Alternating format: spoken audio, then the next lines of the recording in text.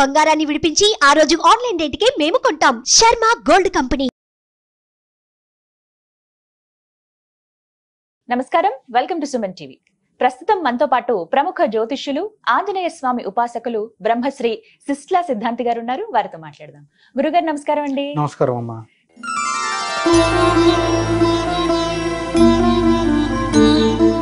క్రోధినామ సంవత్సరంలో ద్వాదశ రాశుల వారి జాతక ఫలితాలు ఏ విధంగా ఉన్నాయో తెలుసుకోవాలని అందరికీ ఆసక్తి ఉంటుందండి. ఎప్పటిప్పటి నుంచో ఎదురు చూస్తూ ఉంటారు. ఉగాది వస్తుందంటే సందడంతా అక్కడే. ఉగాది పచ్చడి సేవించడం ఒక ఎత్తు అయితే పంచాంగ శ్రవణం ఇంకొక ఎత్తు. ఆఫీసుల్లో, ఇళ్లల్లో, ఆలయాల్లో, ఇంకా ఎక్కడైనా సరే చూస్తూ ఉంటారు. అయితే అందరూ మా జాతక ఫలితాలు ఎలా ఉన్నాయి, మేము ఈ రాశిలో పుట్టాం, మా నక్షత్రం ఇది అని అందరూ చూసుకుంటూ ఉంటారు. సో మీ ద్వారా వినాలనుకుంటున్నాం, ఈ సంవత్సరం ప్రత్యేకించి ఎవరెవరికి అత్యద్భుతంగా ఉందంటే ఏ రాశుల వారికి బాగుందో, వాళ్ళు ఇంకా బాగా ఉండడానికి ఎటువంటి పరిహారాలు చేసుకోవాలో తెలియజేస్తారా? తప్పకుండా తల్లి, మంచి ప్రశ్న అడిగారు. ముందుగా మనం ప్రార్థనతో ప్రారంభించి ఈ కార్యక్రమాన్ని ప్రారంభించుకుందాం. శ్రీ గురుభ్యో నమః. శ్రీ మాతాపితృభ్యో నమః. గురువే సర్వలోకానాం విషజే భవరోగిణాం నిధయే సర్వ విద్యానాం శ్రీ దక్షిణామూర్తయే నమః. విశ్వేశం మాధవం డుండిం దండపాణించ భైరవం వందే కాశీం గుహాం గంగాం భవానీం మణికర్ణికాం శ్రీ భవానీం మణికర్ణికాం. శ్రీ గురుభ్యో నమః. ముందుగా మనకి ఈ ఫాల్గుణ మాసం అంటే తెలుగు మాసాలు సాంప్రదాయంగానే ఉగాది అనేది వస్తుంది. ఫాల్గుణ మాస అమావాస్య సోమవారం 8వ తారీఖుతో అంటే ఏప్రిల్ నెల 8వ తారీఖుతో శోభకృతనామ సంవత్సరం పూర్తయిపోతుంది. ఇక మంగళవారం పాడ్యమి అంటే ఆ రోజునే నూతన సంవత్సరం ఆరంభం. దాన్ని ఉగాది అని పిలుస్తాం, సంవత్సరాది అని కూడా పిలుస్తాం. సంవత్సర ఆది, ఆది అంటే మొదలు, సంవత్సరానికి మొదటి రోజు కాబట్టి సంవత్సరాది అని పిలుస్తాం. అది ఎప్పుడు వచ్చింది? మంగళవారం. వారం మంగళవారం అయింది. అదే సమయంలో ఇక తిథి వచ్చేటప్పటికి పాడ్యమితో ప్రారంభం అవుతుంది. ఈ సంవత్సరాన్ని ఏమని పిలుస్తున్నామంటే శ్రీ క్రోధినామ సంవత్సరం. మనకి గడిచిన సంవత్సరాలు తీసుకుంటే శుభకృతనామ సంవత్సరం, శోభకృతనామ సంవత్సరం, ఇప్పుడు వచ్చేది శ్రీ క్రోధినామ సంవత్సరం. ఇక్కడ పదజాలంలోనే జాగ్రత్తగా ఇచ్చారు చూడండి. మామూలుగా సంవత్సరాలు ఎన్ని అంటే 60 అని చెప్తాం. 60 సంవత్సరాలు మరల తిరిగి అవే పేర్లు వస్తాయి. 60 పూర్తయిన తర్వాత 61వది వచ్చేటప్పటికి మళ్ళీ అదే సంవత్సరం పేరుగా వస్తాయి. ఇది ప్రామాణికం. ఇక్కడ పంచాంగం అంటే ఏంటి? 5 రకాలైన అంగాలు ఉంటాయి. మనకి శరీరానికి అంగం ఎట్లానో దినచర్యలో భాగంగా, దినచర్య అంటే ప్రతిరోజు చేసే పని. ప్రతిరోజు చేసే పనిలో ఈరోజు బాగుందా లేదా ఇవన్నీ అడుగుతారుగా. పండితులు అవ్వచ్చు, పామరులు అవ్వచ్చు. దాదాపు అందరూ పండితులు అయితే వారు అంతటా వారు చూసుకుంటారు. అదే పామరులు అనుకోండి, ఎవరైనా అడుగుతారు. మనలాంటి వాళ్ళని అడగటం, తెలుసుకునే ప్రయత్నం చేస్తారు. దాంట్లో వచ్చేదే ఇది. ఇది అంటే తిథి, వారం, నక్షత్రం, యోగం, కరణం. దీన్ని పంచాంగం అంటాం. అందుకని ఉగాది రోజున ఎక్కువగా ఎక్కడ చూసినా కూడా ఉదయం సమయంలో అయినా సాయం సమయంలో అయినా పంచాంగ శ్రవణం చేస్తారు. పంచాంగ పఠనాన్ని పఠించడం ద్వారా ఆ యొక్క సిద్ధాంతులు అవ్వచ్చు, వక్తలు అవ్వచ్చు, వినేవాళ్ళందరూ శ్రవణం చేస్తారు. శ్రవణం అంటే వింటాం. ఇది ఆ రోజున చేసే కార్యక్రమం. ఇక ఈ సంవత్సరానికి సంబంధించిన ఫలితం ఒక్కసారి మరి సూక్ష్మంగా పరిశీలిద్దాం. సంవత్సర ఫలం అంటాం కదా, అంటే ఈ సంవత్సరం ఎలా ఉంటుంది, దాన్నే సంవత్సర ఫలం అంటాం. ఇందులో ప్రధానంగా శ్రీ క్రోధినామ సంవత్సరం అంటే క్రోధం అంటేనే కోపం. వాడు చాలా కోపంగా ఉన్నాడు, క్రోధంగా ఉన్నాడు అంటాం కదా. క్రోధం అనే అక్షరానికి మనం నిర్వచనం కోపం అని చెప్పచ్చు. ప్రధానంగా ఈ సంవత్సరానికి వచ్చిన ఆధిపత్యాలు ప్రతి సంవత్సరంలో కూడా ఉగాది రోజు ప్రారంభమై మరల ఉగాది వచ్చే వరకు మధ్యకాలం అంతా ఒక సంవత్సరం కిందే ప్రమాణం. ఆ మొత్తం ఆ సంవత్సరం వారు ఎవరు పాలిస్తారు, ఉదాహరణ రాజు ఎవరు, ఈ సంవత్సరానికి మంత్రి ఎవరు, ఇలా పోర్ట్ఫోలియోలన్నీ ఉంటాయి. సస్యాధిపతి ఎవరు, మేఘాధిపతి ఎవరు అంటే వర్షాలు ఇచ్చేవాడు ఎవరు, ఇట్లా ఈ ఆధిపత్యాలు మొత్తం 21 రకాల ఆధిపత్యాలు. రాజు, మంత్రి, సేవకుడు, సస్యాధిపతి, హార్ష్యాధిపతి, మేఘాధిపతి, ధాన్యాధిపతి, వస్త్రాధిపతి, ఇట్లా 21 రకాల ఆధిపత్యాలు ఉన్నాయి. విచిత్రం ఏమైందంటే ఈ సంవత్సరంలో 21 ఆధిపత్యాల్లో 15 ఆధిపత్యాలు పాపగ్రహాలకే వచ్చినాయి. అది చాలా ప్రమాదకరం. 6 ఆధిపత్యాలే బుధుడికి, గురువుకి, శుక్రుడికి ఇలా శుభగ్రహాలకు వచ్చినాయి. శుభగ్రహాలకి 6, పాపగ్రహాలకి 15.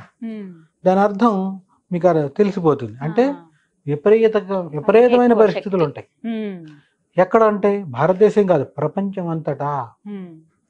ఉగాది తర్వాత నుంచి పరిశీలిస్తే అస్తవ్యస్తంగా తయారవుతుంది. అది ఏ రకంగా ఉంటుంది అది మనం ఒక్కొక్కటి తెలుసుకుందాం. ఇందులో ప్రధానంగా పరిశీలిస్తే రాజు ఎవరు? కుజుడు. ఈ సంవత్సరానికి అధిపతి. క్రోధినామ సంవత్సరానికి వచ్చేటప్పటికి రాజుగా కుజుడు అంటే అంగారకుడు. మంత్రి వచ్చి శని, శనేశ్వరుడు మంత్రి. విచిత్రం ఏంటంటే జ్యోతిష్ శాస్త్రంలో చెప్పేది ఏంటంటే వీళ్ళిద్దరూ ఎవరు అంటే కుజశనులు ఇద్దరు కూడా రైవల్స్ అంటాం. రైవల్స్ లో కూడా ఆగర్భ శత్రువులు. రైవల్స్ అంటేనే శత్రువులు. ఇంకా ఆగర్భ శత్రువులు అంటే మామూలు శత్రుత్వం కాదు. పచ్చగడ్డి వేస్తేనే వేయకపోయినా మండుతుందా అన్నట్టు. అంత శత్రుత్వం ఉన్నటువంటి వాళ్ళిద్దరికీ ఆధిపత్యాలు వచ్చినాయి. అసలు పాపగ్రహాలు అందున పాపగ్రహాలతో కూడి మళ్ళీ ఆధిపత్యాలు కూడా అవే వచ్చినాయి. రాజు ఏమో కుజుడు, మంత్రి శని. అంటే రాజు చెప్పిన మాట మంత్రి వింటాడా? ఇప్పుడు మనిద్దరికి మిత్రత్వం ఉందనుకో, మా అండర్స్టాండింగ్ ఉందనుకో, మీరు చెప్పిన పని నేను చేయటమో, నేను చెప్పిన పని మీరు చేయటమో జరుగుతుంది. ఆఫీసుల్లో అయినా అంతే కదా, కార్యాలయాల్లో తీసుకుని అంతే కదా. అది చెప్పిన మాట విన్న వాళ్ళు తీసేస్తారు. ఇక్కడ ఏం జరుగుతోంది? ఆధిపత్యం రాజ్యాధిపత్యం, రాజుగా కుజుడైతే మంత్రి శని. దీని ద్వారా ఏం జరుగుతుంది? ప్రతి స్థానంలో కూడా ప్రధాన స్థానాలు ఉంటాయి కదా కార్యాలయాల్లో. ఒక చైర్మన్ అనండి, ఎండి అనండి, లేదా మంత్రుల్లో కానీ ముఖ్యమంత్రి అనండి, ప్రధానమంత్రి అనండి, దేశాధినేతలు అవ్వచ్చు. వారు చెప్పిన మాట కింద వాళ్ళు వినరు సరిగ్గా. పరస్పర వైరుధ్యంగా ఉంటుంది. మనం చెప్పాము వినట్లేదు అని ఉంటుంది. ఈయన చెప్పింది కరెక్ట్ కాదేమో అని వీళ్ళకు ఉంటుంది ఆలోచన విధానం. ఎందుకని? ఆధిపత్యాలు శత్రుత్వం కదా. చెప్పిన పని ఇన్ టైంలో ఎప్పుడు జరగదు. ఇది ప్రధానంగా వచ్చేటువంటి మొదటి ఇబ్బంది. ఇక ఇందులో ఉన్న 9 గ్రహాల్లో శుభగ్రహాలని గురు, శుక్రులు, బుధుడు శుభగ్రహాల కింద చెప్తూ ఉంటాం. చంద్రుడితో పాటుగా చంద్రుడు అందులో ప్రధానంగా చెప్పేటప్పటికి శుక్లపక్ష చంద్రుడిని శుభుడుగా చెప్తాం జ్యోతిష్యంలో. కృష్ణపక్ష చంద్రుడు అంటే క్షీణ చంద్రుడు ఉంటాడు కదా, క్షీణ చంద్రుడిని పాపగ్రహంగా చెప్తాం. ఈ శుక్లపక్షం అంటే అసెండింగ్ ఆర్డర్, కింద నుంచి పైకి వెళ్తూ ఉంటాడు చంద్రుడు. సన్న గీతలాగా ప్రారంభమై పౌర్ణమి వచ్చేప్పటికి నిండు చంద్రుడు అయిపోతాడు. అక్కడ ఈ శుక్లపక్ష చంద్రుడు అసెండింగ్ ఆర్డర్ లో ఉన్న చంద్రుడిని శుభగ్రహంగా చెప్తాం. డిసెండింగ్ ఆర్డర్ దిగిపోతున్నప్పుడు ఉన్న చంద్రుడిని క్షీణ చంద్రుడిని వచ్చే పాపగ్రహంగా చెప్తాం. అందుకని చంద్రుడు మధ్యముడు. ఇట్లా ఉన్న పరిభాషలో మిగిలిన గ్రహాలంటే రవి, కుజుడు, మరి శని, రాహుకేతువులు, ఈ 5 గ్రహాలు ఎప్పుడూ పాపగ్రహాలే. ఎప్పుడూ కూడా పాపగ్రహాలే. సూర్యుడితో సహా పాపగ్రహాలుగానే చెప్తాం డిఫాల్ట్ గా. అది మామూలు శాస్త్రంలో ఉన్నది. బుధుడు వచ్చేటప్పటికి న్యూట్రల్ గా చెప్తాం. అంటే సముడు. పాపగ్రహంతో కలిస్తే పాపగ్రహం అయిన, శుభగ్రహంతో కలిస్తే శుభుడు. అంటే బుధుడికి వచ్చేటప్పటికి న్యూట్రాలిటీ ఒకటే ఇచ్చారు. ఈ రకంగా తీసుకున్నప్పుడు ఈ సంవత్సరంలో 21 ఆధిపత్యాల్లో 6 ఆధిపత్యాలు శుభగ్రహాలకి, 15 ఆధిపత్యాలు పాపగ్రహాలకు వచ్చినాయి. ఇంకా విచిత్రం చూడండి. పాపగ్రహాలు ఎవరో మీకు చెప్పాను 5 అని. రవి, కుజ, శని, రాహు, కేతువులు. వీళ్ళల్లో 2 గ్రహాలకి ఇంకా ఎడిషనల్ గా ఉంది. ఈ పాపగ్రహాలు 5లో కూడా 2 గ్రహాలు ఎవరు అంటే కుజుడు, రాహువుకి పాపగ్రహంతో పాటుగా క్రూర గ్రహాలు. క్రూర గ్రహం అంటేనే ఆ మాట అర్థం చేసుకోండి. మృగాల్లో క్రూర మృగం అంటాం. అంటే ఏంటంటే వివేకం, విచక్షణ, విజ్ఞానం 3 ఉండవు. సింహం ఉందనుకోండి, ఎవరు కనపడినా చంపేస్తుంది. అంటే విచక్షణ ఉండదు. మరి అదే ఇటు వచ్చేటప్పటికి లేడీగానే ఎవరిని చంపవుగా. తారతమ్యం మనకు కనపడుతోంది కదా. అంటే వివేకం, విచక్షణ, విజ్ఞానం కూడా కోల్పోయిన వాడినే క్రూరుడు అంటాం. అలాంటి క్రూర గ్రహాలు పాపగ్రహంతో పాటు క్రూర గ్రహం ఎవరయ్యా అంటే కుజుడు. కుజుడు. అత్యంత ప్రమాదం. తర్వాత అలాంటి ప్రాపర్టీ ధర్మం ఉన్న వాళ్ళు ఇంకోళ్ళు ఎవరు అంటే రాహు. అందుకని రాహు దాన్ని ఏమని చెప్తామంటే వాహన స్థాన రాహు అత్యంత ప్రమాదం. ముక్కలు ముక్కలుగా అంటే వాహనం కింద పడి చచ్చిపోతారు. క్రూరగ్రహం పాపగ్రహంతో పాటు క్రూరం అంటే విచక్షణ ఏమి ఉండదు. ఆ దోషం ఎందుకు వస్తుందంటే పెద్ద గోలది. ఇప్పుడు ఈ సందర్భంలో చెప్పలేం కదా.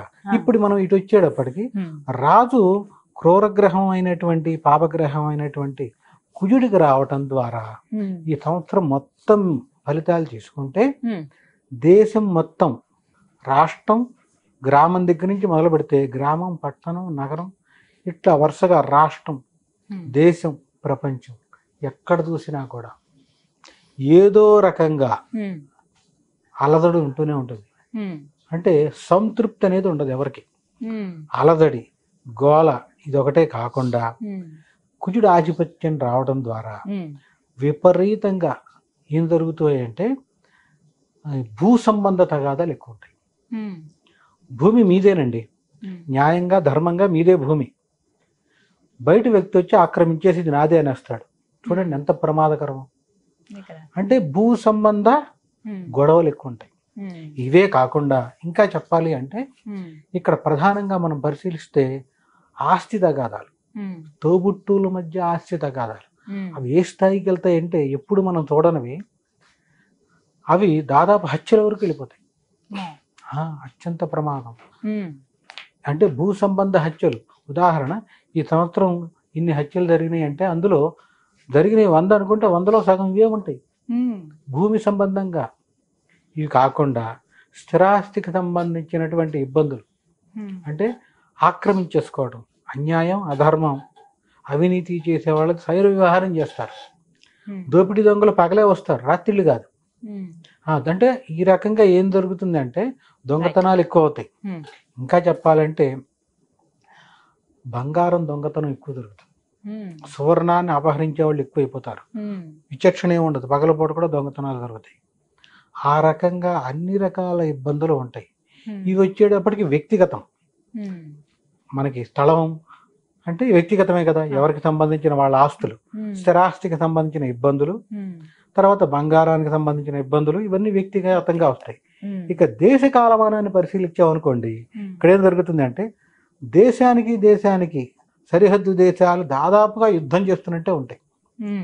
అంటే ఒక్కొక్కసారి యుద్ధం వరకు కూడా వెళ్ళే ప్రయాణం అంటే ఆ స్థితి కనబడుతుంది మనకి. ఇప్పుడు ఉదాహరణకు చెప్పాలంటే రష్యా ఉక్రెయిన్ అని, ఇంకేవో దేశాలు ఇజ్రాయిల్ అని జరుగుతున్న యుద్ధాలు కొత్తగా ఇంకా మళ్ళీ ప్రారంభం అవుతాయి. ఇవి కాకుండా కూడా ప్రారంభం అవుతాయి. ఎందుకని? కుజుడే రాజు కదా. కుజుడు ఏంటంటే యుద్ధానికి ఎప్పుడు సిద్ధంగా ఉంటాడు. అవసరం ఉన్నా లేకపోయినా యుద్ధానికి వెళ్ళిపోతాడు. అది అత్యంత ప్రమాదకరం. దాని ద్వారా రాష్ట్రాలకి తగాదాలు, దేశాలకి తగాదాలు, దాదాపు ప్రపంచం మొత్తం అశాంతితో ఉంటుంది. కుజుడు రాజవడం వల్ల చాలా ప్రమాదం, చాలా అరిష్టాలే చెప్పాలంటే.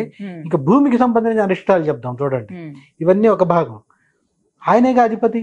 మనకి శ్లోకంలో ఏం చెప్తాం?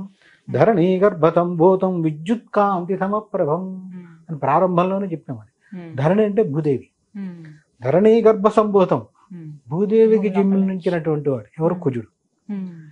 ఇంకోవైపు ఏం చెప్తా ఉంటే ఇంకో ప్రమాణం దీనికి, భూమి పుత్రో మహాతేజ జగతాం భయకృత్ సదా వృష్టికృత్ దృష్టి హర్తా చ పీడాం దహతు మే కుజః అని ప్రమాణం మంత్రంలో చెప్తాం. అది ఇది సాధారణంగా ఎవరు వినుండ్రు, అలా అరుదైంది.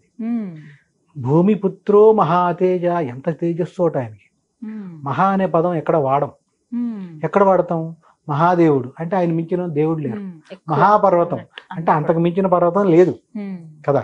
మహాపర్వతం ఏది అని చెప్పాలంటే మేరు పర్వతం, ఈశ్వరుడికి సంబంధించి. ఈ రకంగా మహాతేజ అంటే అంతకు మించిన తేజస్సు ఇంకెవరికి ఉండదు. అందుకనే సుబ్రహ్మణ్య స్వామి అంశగా చెప్తాం కుజుడిని, స్వరూపం కూడా. ఇక్కడ మొదటి శ్లోకంలో కూడా ధరణీ గర్భ సంభూతం విద్యుత్ కాంతి. విద్యుత్ కాంతి అంటే ఎంత తేజస్తో ఉంటాడు. రెండో దాంట్లో మంత్రంలో భూమి పుత్రో మహాతేజ జగతాం భయకృత్ సదా. ఇక్కడ ప్రధానంగా రెండో లైన్లో ఏం చెప్తున్నారంటే వృష్టి కృత్ దృష్టి హర్తాచ. వృష్టి అంటే ఏంటంటే అతివృష్టి అనావృష్టి. అంటే విపరీతంగా వానలు పడటం, పడకపోవటం, వర్షాభావం అంటాం, అవును. అనావృష్టి.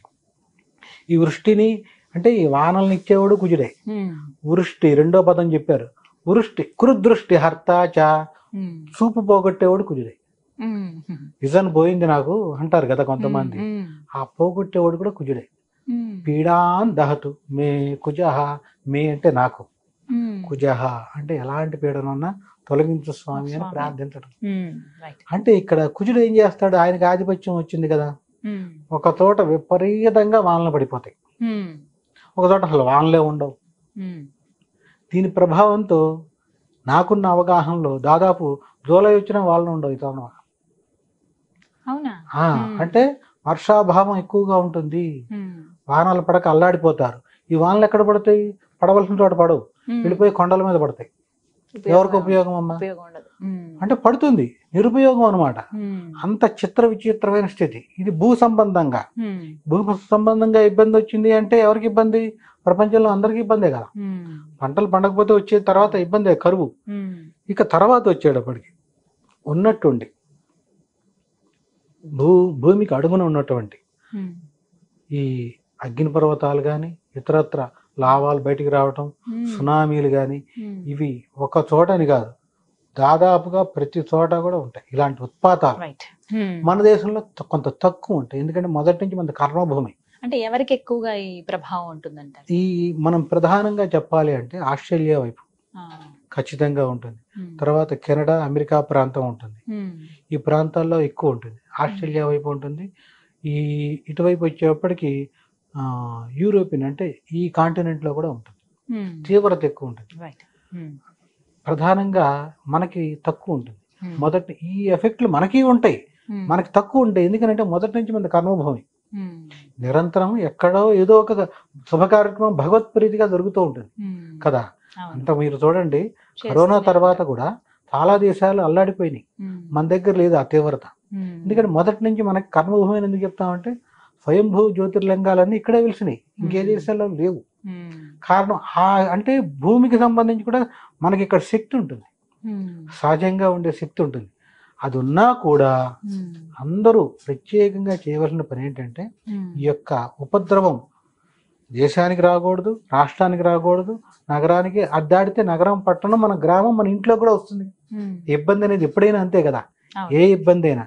అంటే వ్యక్తిగతంగా ప్రతి వాళ్ళు బాగుండాలంటే ఖచ్చితంగా ఈ సంవత్సరం మొత్తం కుదిరితే ప్రతిరోజు, కుదరని పక్షంలో కనీసం మంగళవారం రోజు సుబ్రహ్మణ్య భుజంగ స్తోత్రం కానీ ఇది చదవటం చాలా ఉత్తమం. సుబ్రహ్మణ్య భుజంగ స్తోత్రం లేదా ఈ సుబ్రహ్మణ్య కరావలంబ స్తోత్రం కుజుడి ప్రీతిగా చేయడం అనేది అత్యంత అవసరం. చేస్తే వాళ్ళ కుటుంబం వరకు ఎవరు చేసుకుంటే వాళ్ళకి బాగుంటుంది. ఇలా కాదు, అలా చేసుకోవడం ద్వారా చాలా మంచిది. కుజుడికి కాస్త మనం శాంతి చేసిన వాళ్ళం ఉంటాం. విపరీతమైన క్రోధినామ సంవత్సరం కదా, ఆయన కోపాన్ని మనం చల్లార్చిన వాళ్ళం ఉంటాం. ఇది దేశ కాలమాన పరిస్థితులు ఎక్కడ చూసుకున్నా కూడా దాదాపుగా ఇదే. భూమికి సంబంధించి వానలు పడవు, అతివృష్టి, అనావృష్టి. ఇటువైపు వచ్చేప్పుడు ఇందాక తెలియపరిచినట్టు దోపిడీలు, హత్యలు, మానభంగాలు, దొంగిలించటం, దాదాపు భూమి సంబంధమైన తగాదాలు, ఇతరత్ర దేశంలో, రాష్ట్రాల్లో అశాంతి, ఏదో ఒక అశాంతి ఉంటుంది. ఇది మొత్తం మీద పరిశీలిస్తే మనకి దాదాపుగా ప్రజల్లో కానీ ఎక్కడ చూసినా కూడా కొంత అలజడితో పాటు ఖర్చు కూడా పెరిగిపోతుంది. పంటల్లో తీసుకుంటే మటుకు కుజుడు ఆధిపత్యం వచ్చింది కాబట్టి ఎర్ర భూములు అంటే ఎర్రనేగడ భూములు అంటారు, ఎర్ర భూములు అంటారు, రెడ్ సాయిల్, బ్లాక్ సాయిల్ అని ఉంటాయి కదా. ఎర్ర భూముల్లో పంటలు బాగా పండుతాయి. బ్లాక్ సాయిల్ కంటే రెడ్ సాయిల్లో భూముల్లో పంట ఈల్డింగ్, దిగుబడి అంటాం కదా, దిగుబడి చాలా బాగుంటుంది. ప్రధానంగా వచ్చేప్పుడు కందుల పంటలు కానీ, ఎరుపు ధాన్యాలు కానీ ఇవన్నీ చాలా బాగా పండుతాయి. వాటికి రేటు కూడా బాగా వస్తుంది. వివరించారండి, ధన్యవాదాలు. నమస్కారం. ధన్యవాదాలు.